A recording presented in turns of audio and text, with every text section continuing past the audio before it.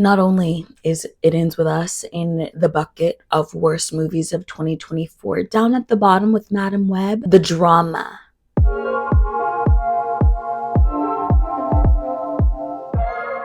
My name's Elisa. If you've never met me, my name's Elisa, and today we're talking about Barbie.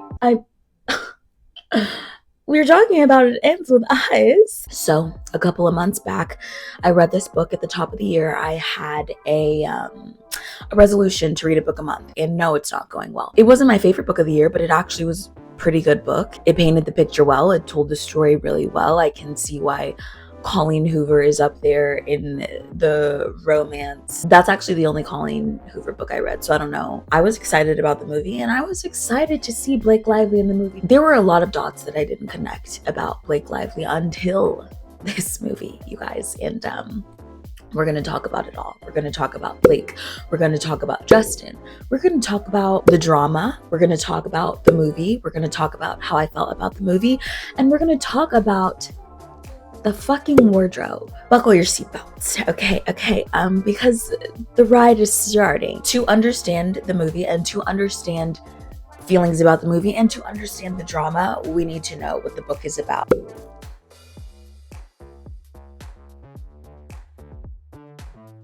A big part of the book is domestic violence. This movie is rated PG-13. Justin Baldoni, he retained the rights for this movie. He was the director of the movie, and he took the topic very seriously. He partnered with domestic violence organizations. He attended support groups for perpetrators. He's taking the topic of domestic violence very seriously because it is a book about a movie that is about domestic violence. Justin Baldoni is on the press tour all by himself, not with any of the castmates. And people are trying to say, oh, it's because his character is the villain. Hell no.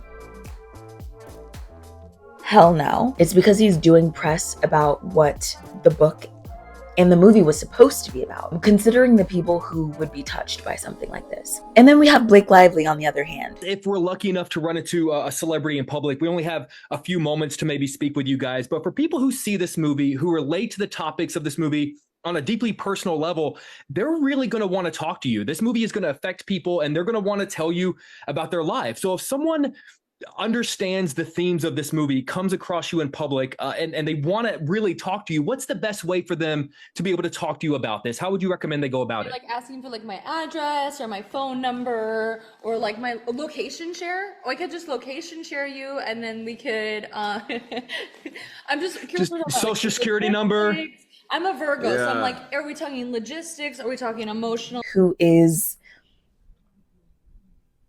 doing the press tour as if it is the Eras tour. She's talking about the Britney Versace dress she's wearing. She's talking about her Louboutins and her Christian Dior's that she brought from her closet into the movie, and she's promoting her hair care line. But I understand that there's strategy behind everything. Everything. This is awful. And someone online said they're trying to Barbenheimer this summer. Deadpool and Wolverine was good. It's not Avengers, you know what I'm saying? Like, it's not Doctor Strange, the first one, but it was a cool little collab.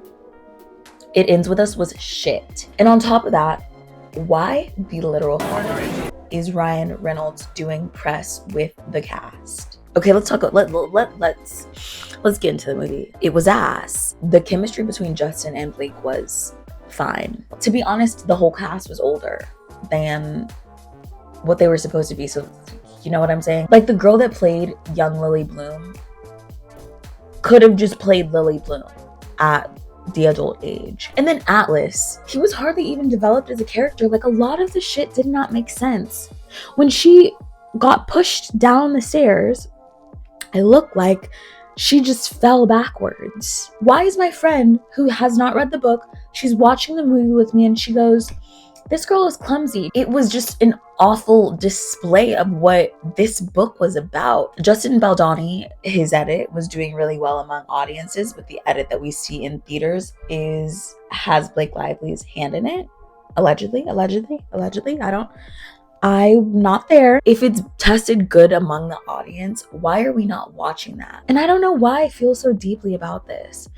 It's just, maybe it's because like this is like the first time I've ever really like read the book. You know, and obviously they came back and they cleared it up and they showed what he'd really done because she was confused, but there was just like a better way to go about it. And then the flashbacks had nothing to do with the journal.